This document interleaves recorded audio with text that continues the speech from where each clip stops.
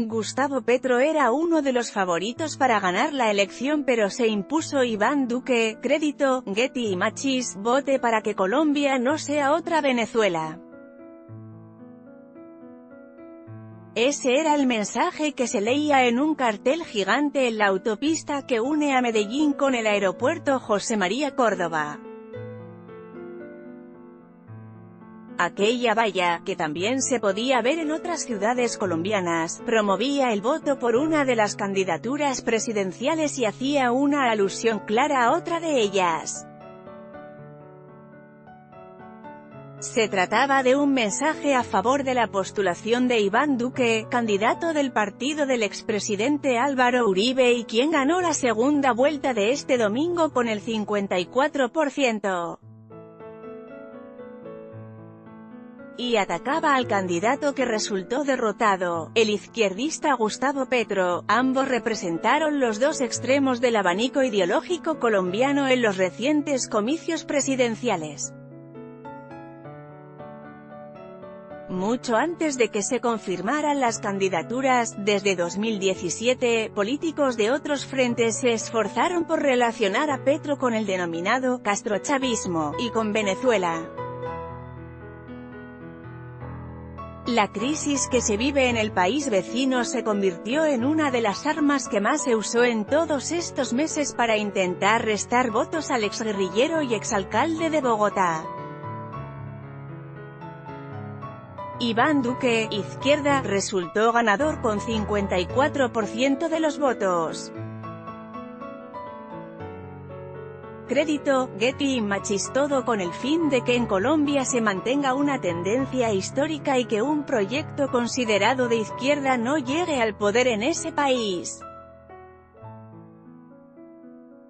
Tradición, que distingue claramente a Colombia del resto de las naciones de Sudamérica en las que con sus diferencias y contradicciones, sí llegaron al poder presidentes izquierdistas. ¿Por qué nunca? Los expertos consultados por BBC Mundo identifican varias razones por las que a la izquierda no le fue tan bien históricamente. Entre ellas están lo arraigadas y cerradas que son las élites políticas en este país o el largo conflicto armado con guerrillas que sí levantaron las banderas del socialismo. También apuntan al carácter conservador de parte de la sociedad colombiana y episodios puntuales como el asesinato de líderes considerados progresistas. Esos motivos, sumados a otras peculiaridades de Colombia, propiciaron que en este país no se vivieran revoluciones como las de México, 1910, o Bolivia, 1952, y no llegaran a la presidencia líderes como el argentino Juan Domingo Perón, el chileno Salvador Allende o el venezolano Hugo Chávez, salvando las diferencias enormes entre todos ellos. Colombia es un país que sin duda tiene miedo a la izquierda. Toda esta campaña ha girado en torno al miedo que produce que alguien de izquierda entre al poder y directamente relacionado con que nos convirtamos en Venezuela y con el castrochavismo, explicó a BBC Mundo el politólogo Nicolás Díaz Cruz. Que Colombia nunca jamás sea otra Venezuela. pic.twitter.com/9kh4, 9j0rt7. Lo que está por detrás de esto es el miedo de un sector poderoso de la población que tiene enormes recursos y no quiere perder esa riqueza, afirma. Asesinatos quirúrgicos y genocidio político de la izquierda. La democracia colombiana va de la mano con la violencia y las armas.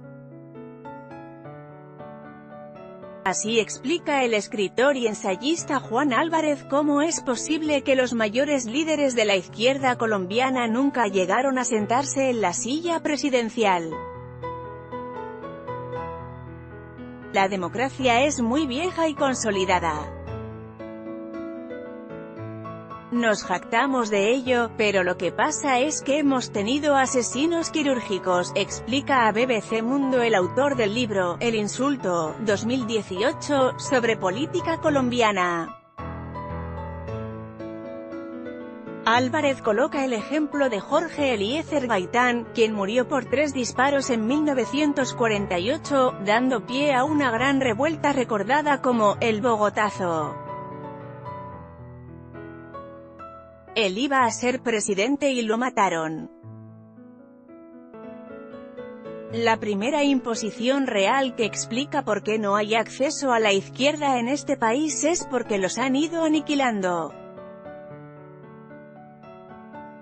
Son décadas de asesinatos individuales quirúrgicos, sostiene el escritor. Álvaro Uribe, izquierda, fue uno de los mayores impulsores de que Venezuela sea parte de la agenda de debate en la campaña. Crédito, Getty Images al respecto. Díaz Cruz recuerda que la acción armada atraviesa el ejercicio democrático en Colombia a tal punto que entre el año 1987 y 1989 asesinaron a líderes políticos con posiciones cercanas a la izquierda como el liberal Luis Carlos Galán y varios candidatos presidenciales de la Unión Patriótica como Bernardo Jaramillo y Jaime Pardo Lea. Cualquier posición de izquierda o liberal ha sido reprimida violentamente con una derecha armada y muchas veces en alianza con el Estado. Mataron tantos líderes que por eso se habla de un genocidio político de la izquierda, indica el analista. El factor guerrilla. El conflicto armado, que todavía da coletazos en Colombia y comenzó a mediados del siglo pasado, también tiene mucho que ver con la dinámica política del país. El escritor Juan Álvarez sostiene que aquellos intentos armados por llegar al poder estigmatizaron y neutralizaron cualquier agenda social que pueda impulsarse desde la política convencional. El relato del orden público fue el relato dominante en todo este tiempo. La seguridad, la violencia y los muertos fueron el discurso político mayoritario y eso impidió que una agenda social pueda impulsarse desde la democracia, señala el analista. Álvarez añade que la alianza de las guerrillas con el narcotráfico, que permite que las primeras permanezcan en armas durante todo este tiempo, produce que el debate político colombiano se concentre fundamentalmente en lo represivo durante décadas.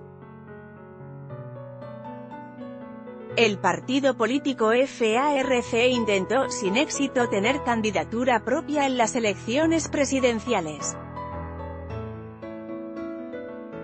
Crédito, Getty Images. Las elecciones presidenciales de este año, junto con las legislativas realizadas en marzo pasado, son las primeras que se realizan sin las FARC como guerrilla sino como partido político.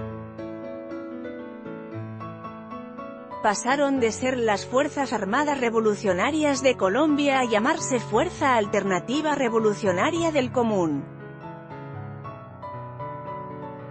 Aquello es señalado por varios expertos como una posibilidad de que otras agendas más relacionadas con políticas sociales y de ampliación de derechos ganen terreno en la política tradicional. Petro llenó la emblemática Plaza Bolívar en su cierre de campaña. Crédito, Getty Images. Las dos Colombias. A la violencia política y al largo conflicto armado hay que añadirle las profundas raíces conservadoras de Colombia y lo cerradas que son sus élites. Nicolás Díaz Cruz, deseamos, apunta estos elementos para comprender la lenta y difícil renovación política existente en este país desde su fundación. Si uno hace un mapeo de vínculos se puede demostrar que claramente tenemos una política de castas y familias tradicionales que han gobernado el país y que hoy en día son sus nietos y bisnietos los que gobiernan. Esta dinámica se ve también en el control de los departamentos, indica el politólogo. En Colombia el bipartidismo se mantuvo durante buena parte del siglo XX. Crédito, Getty y Machís. Díaz Cruz añade que las élites colombianas demostraron a lo largo de la historia una gran habilidad de negociación entre ellas para mantenerse en el poder y que el mayor ejemplo de aquello fue la creación del Frente Nacional, una alianza entre los dos partidos hegemónicos de la época. Gracias a ese pacto, los partidos liberal y conservador se alternaron en el poder entre 1958 y 1974 y dieron luego inicio a una etapa bipartidista que no se rompería hasta el siguiente siglo. Quien rompió con esa tendencia fue nada menos que Álvaro Uribe Vélez, de una familia tradicional del departamento de Antioquia y gran impulsor de las acusaciones de castrochavismo a Gustavo Petro para favorecer al candidato de su partido Iván Duque. Este es un país con alta concentración de la riqueza y poder. Estos sectores usan ese poder en contra de cualquier proyecto que pueda ser una amenaza a estos privilegios. Así han logrado frustrar cualquier proyecto serio de izquierda en este país, resume Díaz Cruz. El analista añade que este hermetismo de las élites viene acompañado con los rasgos conservadores instalados en la sociedad colombiana. Por ello considera que hay dos Colombias que chocan permanentemente. Una Colombia tradicional que es patriarcal, machista, conservadora, con valores cristianos y que busca el statu quo, y otra reactiva al tipo de valores del conservadurismo. Es una Colombia que está comprometida con nuevas agendas ciudadanas como los derechos sexuales, economías verdes, beneficios laborales, etc. En la campaña fueron insistentes en vincular a Petro con el denominado socialismo del siglo XXI. Crédito, Getty y Machís. Al respecto, Juan Álvarez apunta que las raíces conservadoras colombianas son tan profundas por su origen mismo. En el siglo XIX ninguna sociedad latinoamericana construyó un discurso conservador tan riguroso, tan sofisticado, inteligente y articulado. Eran unos articulados que pueden ser considerados despreciables, pero muy bien pensados. Indica a tiempo de apuntar que el conservadurismo colombiano tuvo notables pensadores. La oportunidad, que no fue Gustavo Petro, llegó a liderar las encuestas de preferencia de voto en determinados momentos de la carrera electoral, pero desde el momento en el que Uribe le dio el respaldo a Duque no logró retomar la punta y finalmente perdió la contienda electoral.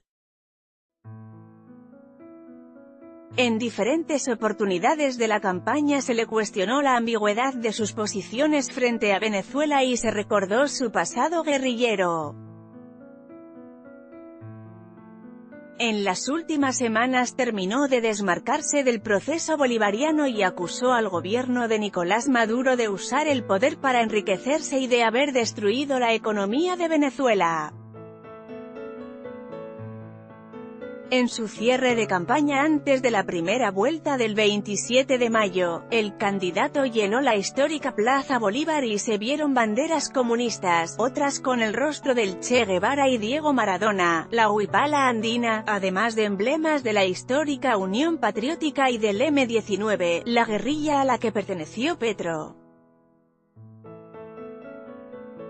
Petro, quien es reconocido por varios expertos como un hábil actor político, sobre todo en campañas, bajó el tono de sus discursos para ganar los votos indecisos en las últimas semanas. No fueron suficientes. Álvarez y Díaz Cruz creen que tarde o temprano la izquierda gobernará en Colombia, pero parece que todo lo que pasó en este país es demasiado reciente para que este domingo el país diera un giro como nunca antes hizo en su historia. Más en BBC Mundo: elecciones en Colombia, Iván Duque será presidente tras derrotar a Gustavo Petro. Elecciones en Colombia, ¿será Iván Duque, un títere de Álvaro Uribe? La duda que inquieta a muchos sobre su futuro presidente.